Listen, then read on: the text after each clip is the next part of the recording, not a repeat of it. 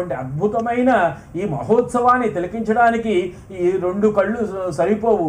ఎందుకు ఈ కనులు స్వామిని చూడనిదే, ఎందుకు ఈ హృదయం స్వామిని గుడి కట్టనిదే, అయ్యప్ప నీ నామములే మధురమయ్య, స్వామి పాదములే శరణమయ్యా అని చక్కగా వాళ్ళందరూ చూడండి గంట మోయించడానికి తయారుగా ఉన్నారు. ఇప్పుడు మనకి అయ్యప్ప స్వామి అనగానే అక్కడ చక్కగా ఒక మనకి ఒక శ్లోకం ఉంటుంది. ఆదిశంకరులు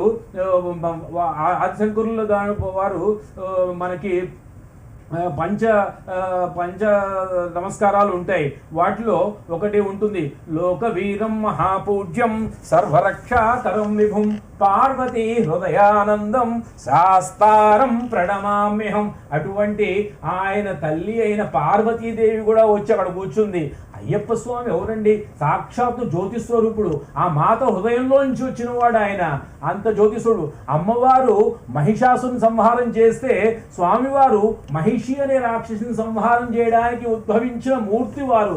దీక్ష చేయని వారు అందరి హృదయం కూడా శబరిమల. ప్రతి భక్తుని హృదయం ఒక శబరిమల. అందరికీ స్వామివారు అక్కడ నుంచుని ఓం నమస్కార ఫలప్రదాయ మహా అంటే దర్శనం. అదిగో జ్యోతి కనిపిస్తుంది చూడండి. అక్కడ మకర నక్షత్రం కనిపిస్తుంది చూడండి, మిలుకు మిలుకు అంటుంది. ఆ మకర నక్షత్ర రూపంలోనే స్వామివారు మనకు దర్శనమిస్తున్నారు. ఆయన తల్లిదండ్రులకు చెప్తారు మకర నక్షత్రం కనిపిస్తుంది అని చెప్తాడు, మీరు నాకు పట్టాభిషేకాన్ని చేసిన ఆభరణాలని మీరు శబరిమలకు పంపించండి. ప్రతి సంవత్సరం నేను అక్కడ శబరిమలలో నేను వెలుస్తాను, నేను అక్కడ ఉంటాను, కొలువై తీరి ఉంటాను. అక్కడ మీకు ఒక మకర నక్షత్రం స్వామియే శరణమయ్యప్ప.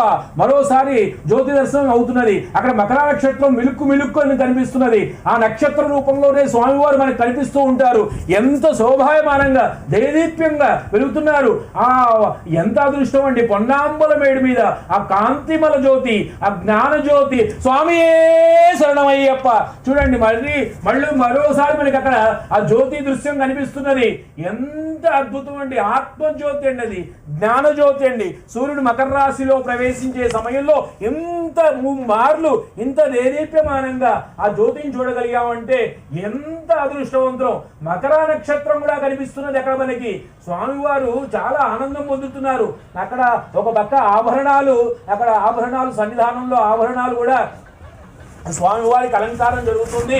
ఆ అలంకారం జరుగుతున్న టైంలో కూడా ఇక్కడ ముమ్మార్లు జ్యోతి రూపం అధికం అన్నట్టు ఇస్తూ ఉంటారు. చూడండి, దర్శనం చేసుకున్న తర్వాత అందరూ కూడా అక్కడ బ్రిడ్జి మించి వెళ్తూ ఉన్నారు.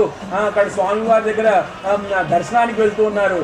ఎప్పుడైతే జ్యోతి వచ్చిందో చక్కగా ఒకటి మంగళహారతి లాగా శంకరాయ శంకరాయ శంకరాయ మంగళం, శాంకరీ మనోహరాయ శాశ్వతాయ మంగళం, గజాననాయ మంగళం, షడాననాయ మంగళం, శాంకరీ మనోహరాయ శాశ్వతాయ మంగళం, గురువరాయ మంగళం, దత్తాత్రేయ మహాభక్తులతో పూజించాలి.